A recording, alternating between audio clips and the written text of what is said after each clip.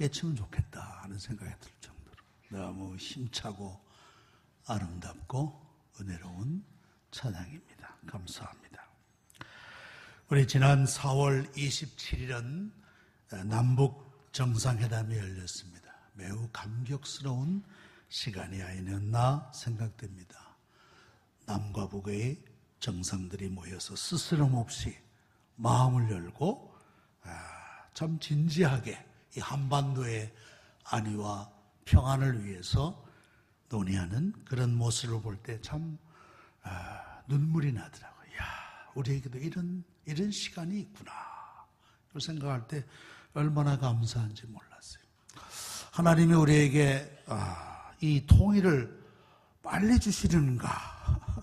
예? 하나님이 우리에게 이 통일을 속히 주시려나 하는 그런 희망을 갖게 되었습니다. 저희 부모님이 아버지는 항해도 송화입니다. 송화. 어머니는 은율이에요. 통일이 되면 부모님 고향도 한번 가보고 싶고 또 평양에 가서 또 옥류관 냉면도 한번 먹고 싶고 참 우리가 그날이 속히 오도록 더 열심히 기도해야 될 줄로 압니다. 요즘 한간에 많이 쓰이는 말이 그 힐링이라는 말이 힐링. 여러분들 힐링이라는 말은 물론 영어에서 왔죠. 상처, 아픔 혹은 슬픔을 고친다, 낫게 한다 하는 그러한 뜻입니다. 그래서 요즘 웬만하면 다 힐링이에요. 음식도 이게 힐링에 좋은 음식이다. 또 지자체에서도 우리 도는 힐링의 도다 그러면서 선전하는 것을 보게 됩니다. 이런 재미있는 말을 보았어요. 굳이 의사를 찾아가지 않아도 이미 당신 옆에는 3명의 의사 선생님이 있다. 그런 말이 서양에 이런 말이 있어요. 첫째는 뭐냐? 잘 먹기 선생님. 영어로 Dr. Diet. 두 번째 의사는 누구냐? 잘 쉬기 선생. 영어로는 Dr. Quiet. 세 번째 의사 선생님은 누구냐? 잘 웃기 선생. Dr. Merryman. 이 우리 곁에는 이미 이런 의사 선생님들이 있다라는 말이에요. 닥터 잘 먹기 선생은 무슨 말이겠습니까? 균형 잡힌 식사를 하라는 거예요. 치우치지 말고 채식이 좋다 해서 채식만 먹고 그러지 말고 균형 잡힌 식사를 하라. 닥터 다이어트. 그 다음에 잘 쉬어라. 우리 사회는 한마디로 과로사회, 피로사회라고 볼 수 있어. 아마 OECD 국가 가운데 제일 노동시간이 많은 나라가 우리나라가 아닌가 그렇게 생각됩니다. 이게 잘 쉬는 것, 일과 쉼의 적절한 조화가 필요하다는 것입니다. 세 번째는 잘 웃기 선생, Dr. Merryman. 이 말은 우리 마음이에요. 마음이 감사와 평안과 기쁨과 늘 긍정적인 그런 마음을 가지고 산다는 말씀입니다. 이 세 가지가 우리에게 가장 좋은 의사라. 제일 좋은 의사. 이 세 가지만 잘 유지해도 우리가 건강할 수 있지 않겠나 그런 생각을 가집니다. 오늘 설교 제목을 완전한 치유자라 그렇게 잡았습니다. 이것은 우리를 전인적으로 완전하게 치유하시는 분이 계시다는 말이에요. 전인적으로 온전한 치유를 우리에게 허락하시는 분이 계시다라는 말씀입니다. 오늘 아침에 읽은 이 말씀은 엘리사 선지자의 활약을 담고 있는 말씀입니다. 엘리사는 그의 스승이 누구인가 하면은 엘리야입니다.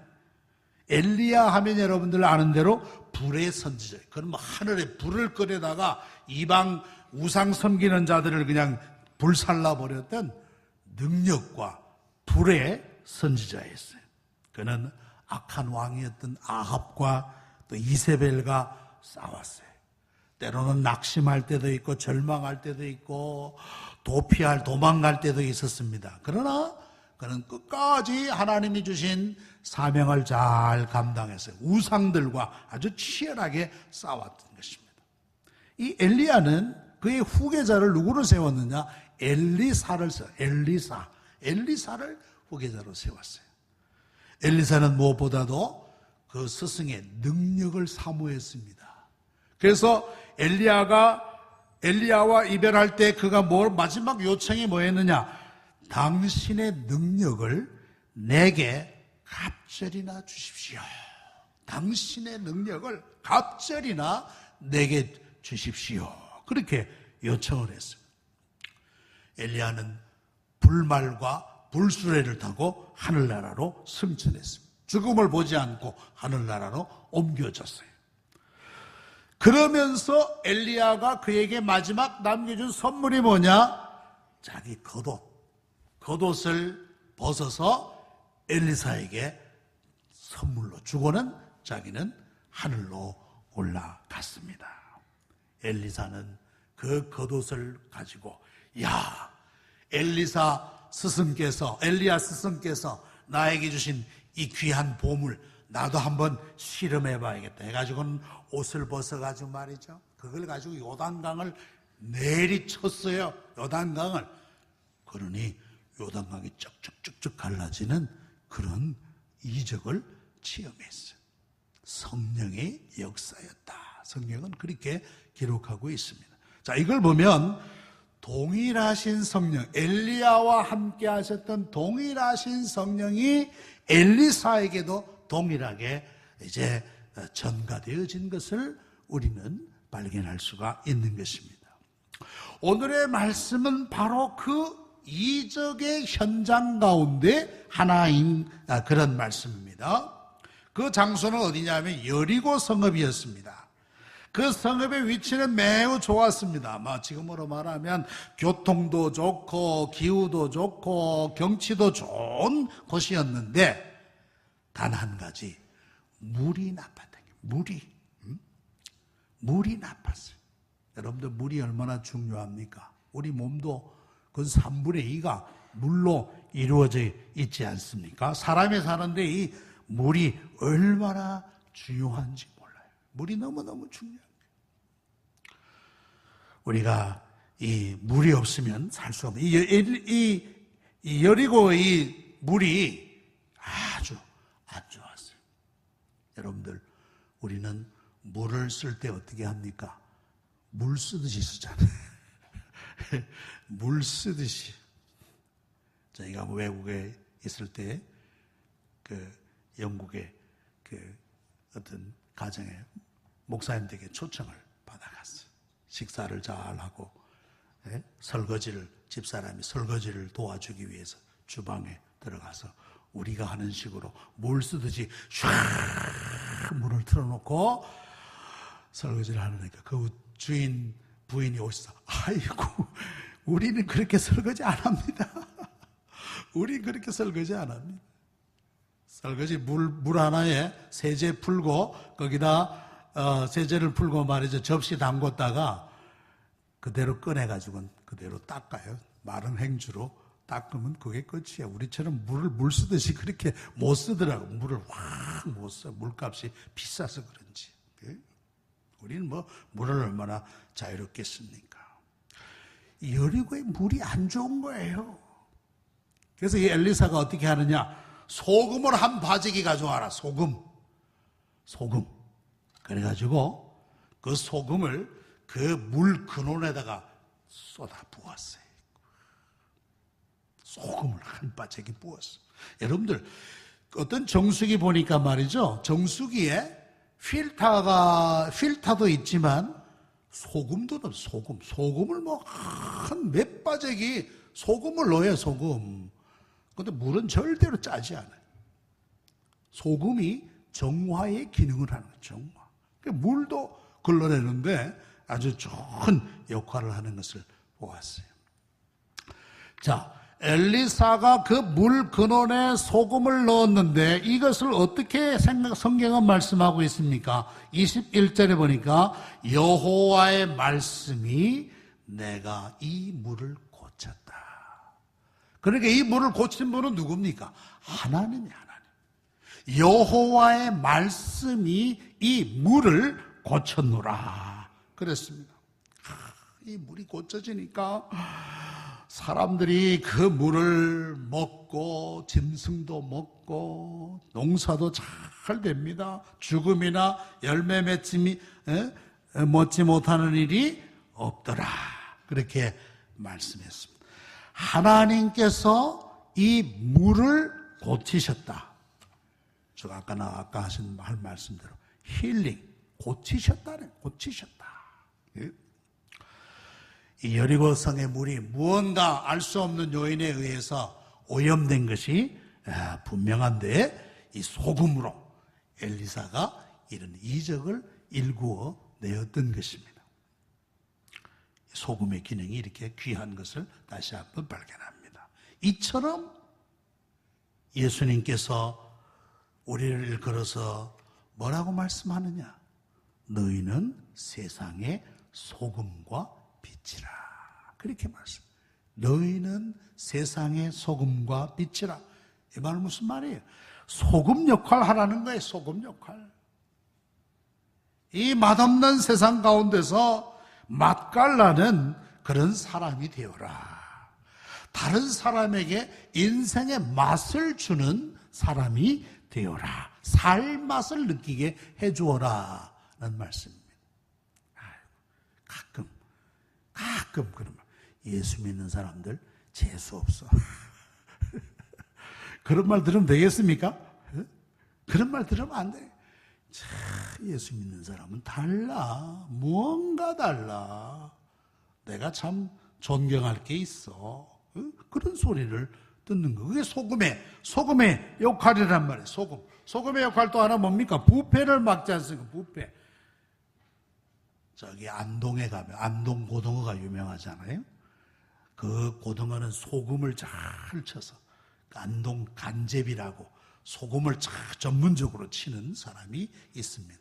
그래서 지금이야 뭐 냉장고가 다 발달했지만 옛날에는 그 안동 지방에서 소금을 잘 절여가지고 경상북도 북쪽 뭐 영주, 순흥, 양양 그쪽으로 이제 그 고등어가 배달되는 거예요. 이 소금이 이 부패를 방지하는 역할을 하는데 예수님이 너희는 세상의 소금과 빛이라 그렇게 말씀했습니다. 여러분들 우리 교회 이름이 무슨 교회인 줄 아십니까?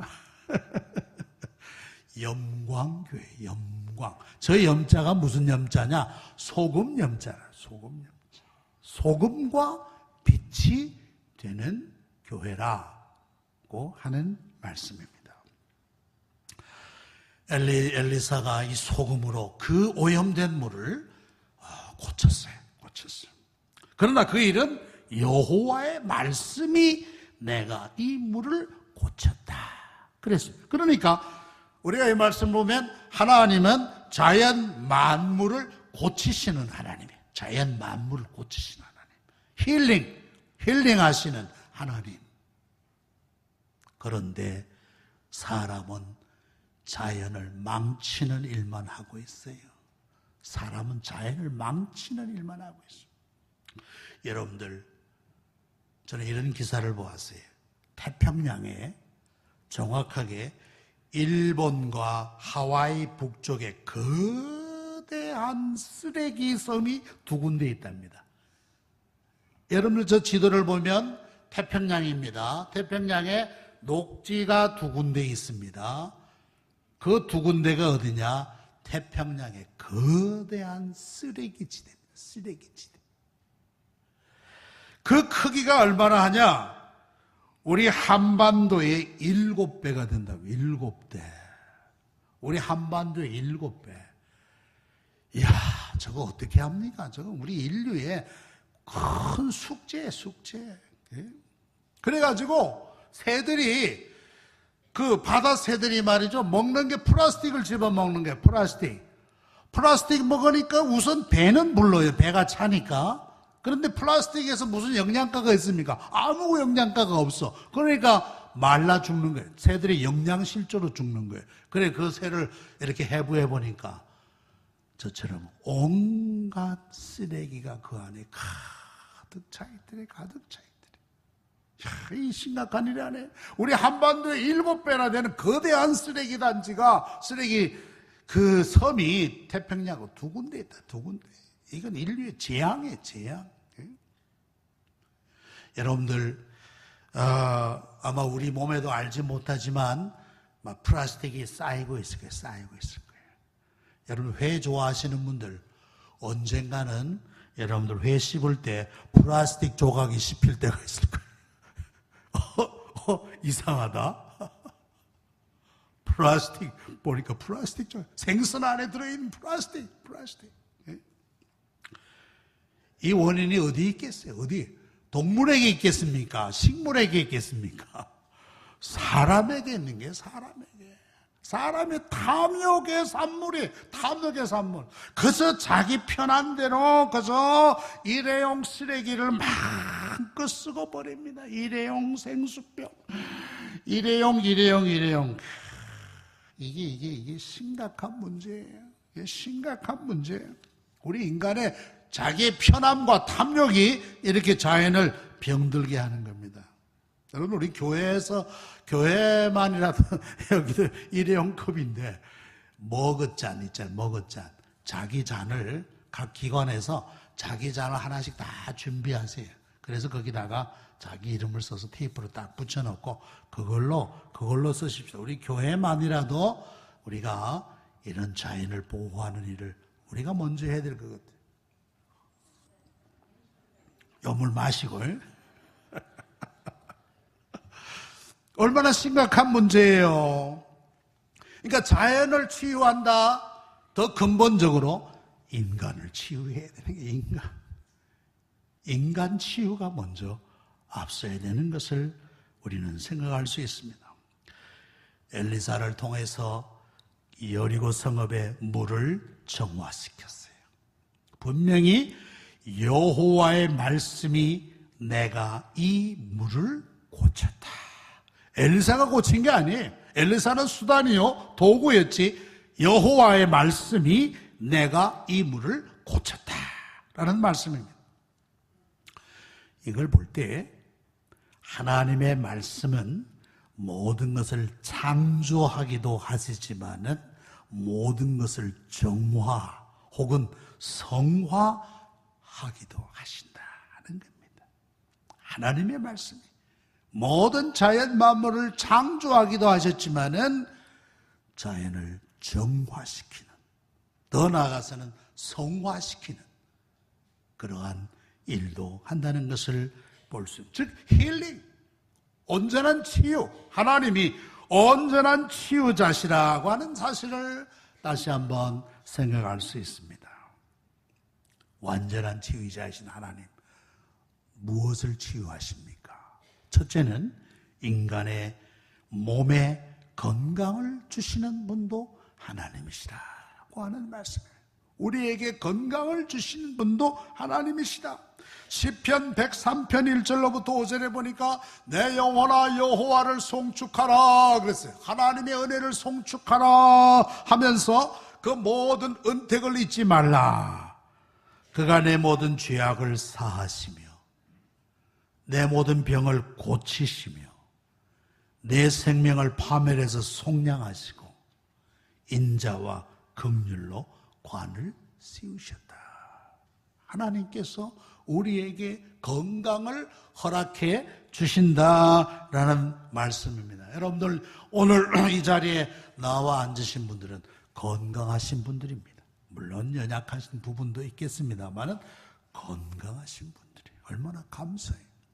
지난주에 우리 두 분이 세상을 떠났습니다. 노순희 권사님 86세로 세상을 떠나셨습니다. 그러니까 노환으로 가셨겠죠.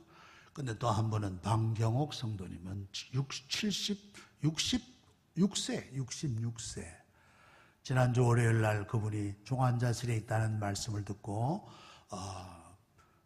신방을 갔는데 다 기계에 의존하고 기계로 숨쉬고 그래서 의식이 전혀 없으셨어요.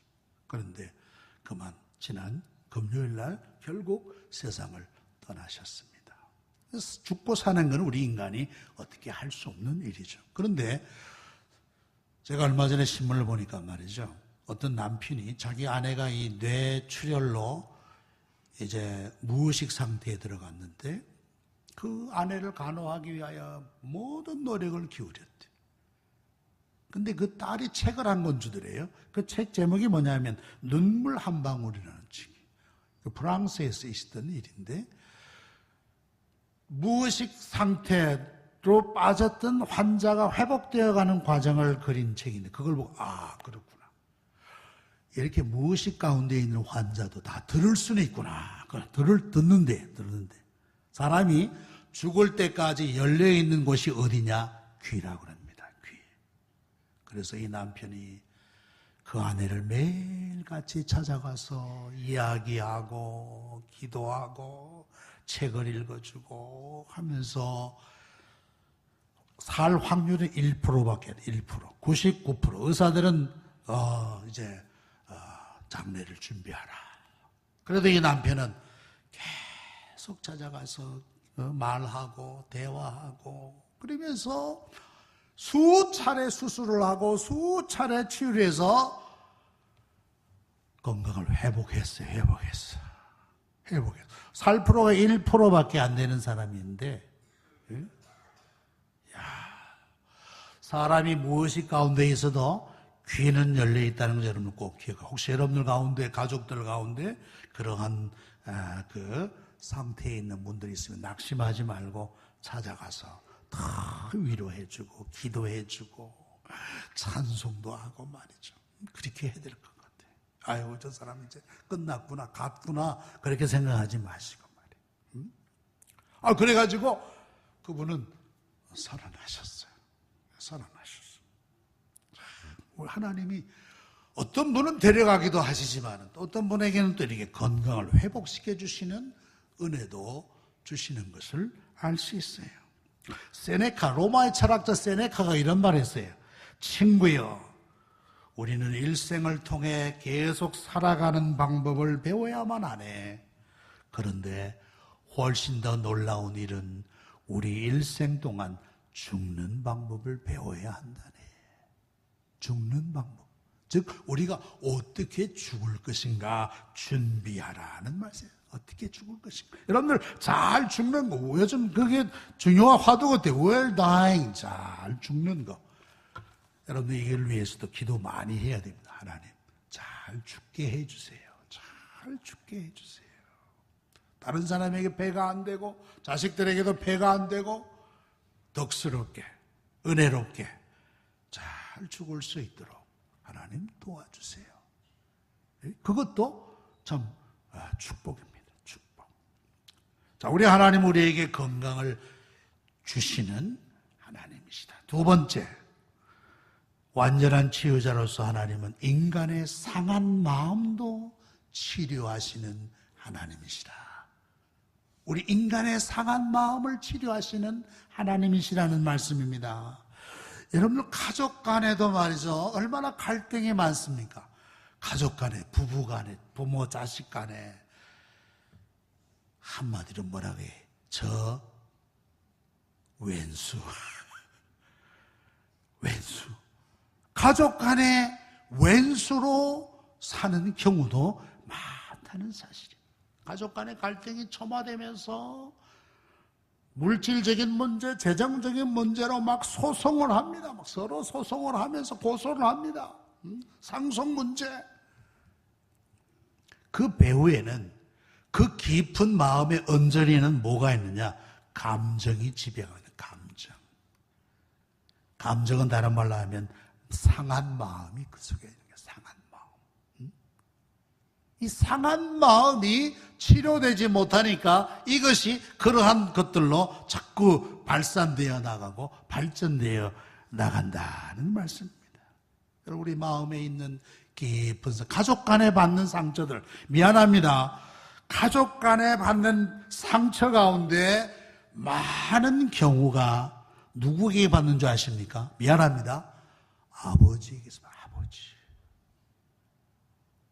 아버지로부터 받는 상처는 일생 그 사람의 인격과 그 사람의 전 삶을 지배해요. 물론 좋은 아버지도 있지만 그렇지 못한 아버지도 많이 있지 않습니까? 그렇지 못한 아버지의 두 가지 유형이 있습니다. 하나는 뭐냐?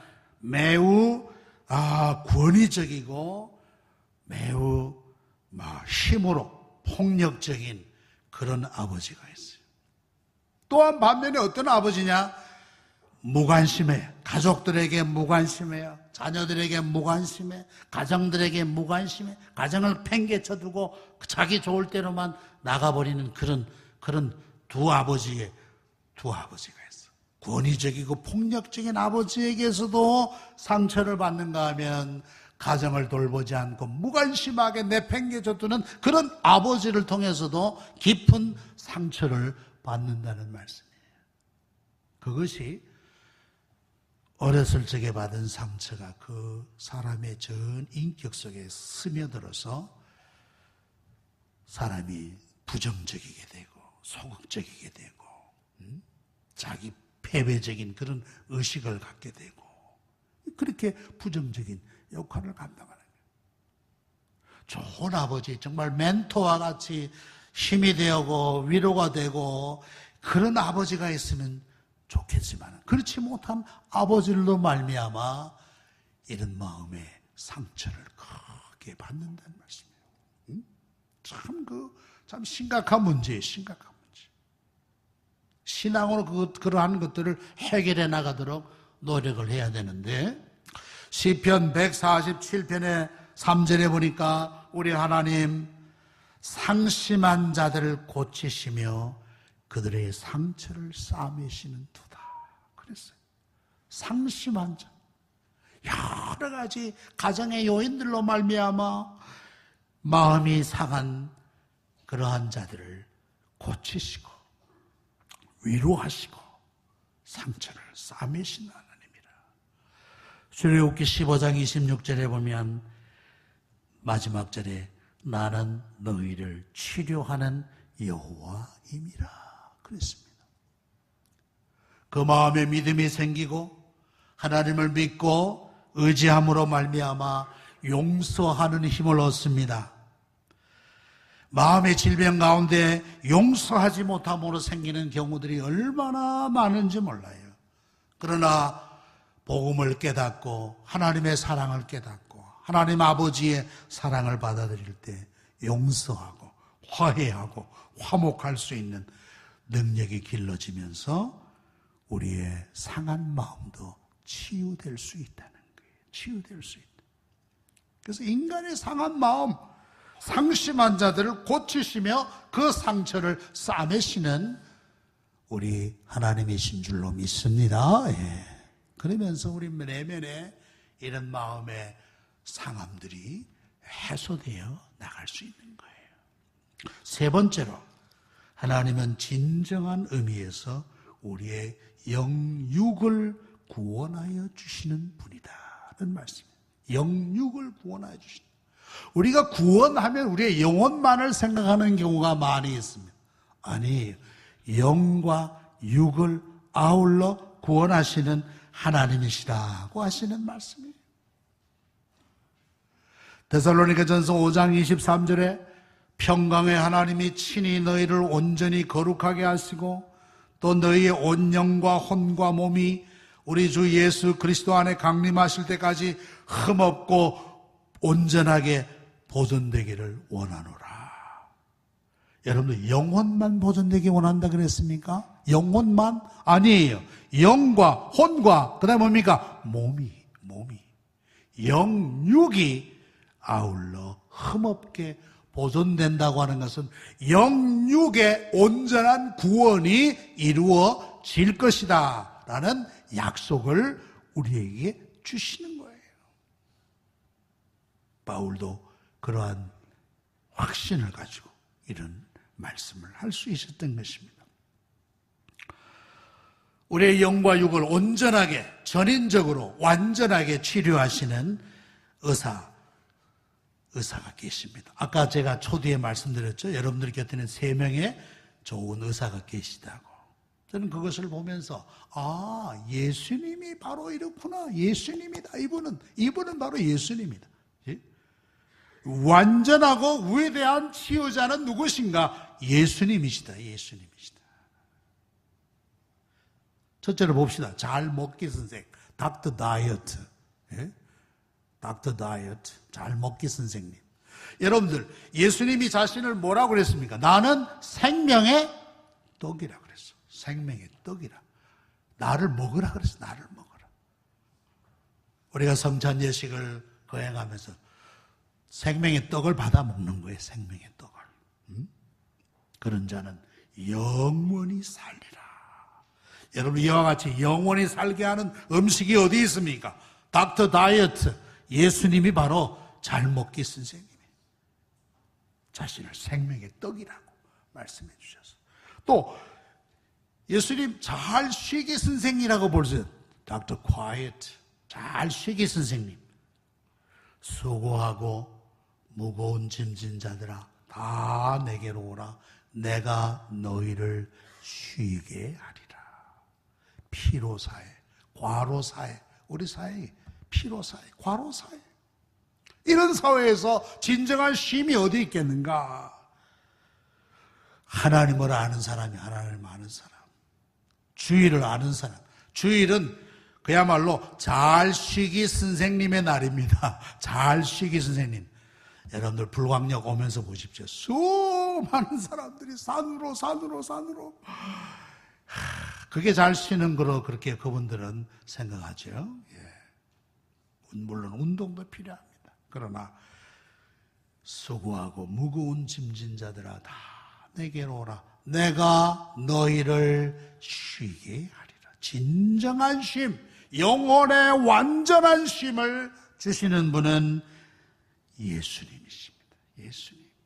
세 번째, 잘 웃기 선생, 닥터 메리맨. 메리맨이라는 즐거운 사람이라는 말이에요. 예수님이 주 안에 있는 자는 어떤 환경에서도 기뻐할 수 있어요. 사도 바울 같은 경우 매 맞고 말이죠. 굶주리고 헐벗고 가진 고생을 하면서 40이 하나 감한 매를 수차례 맞으면서도 그는 빌립보 성도들을 향해서 뭐라고 말했느냐? 주 안에서 항상 기뻐하세요. 주 안에서 항상 기뻐하세요. 내가 다시 말하노니 기뻐하세요.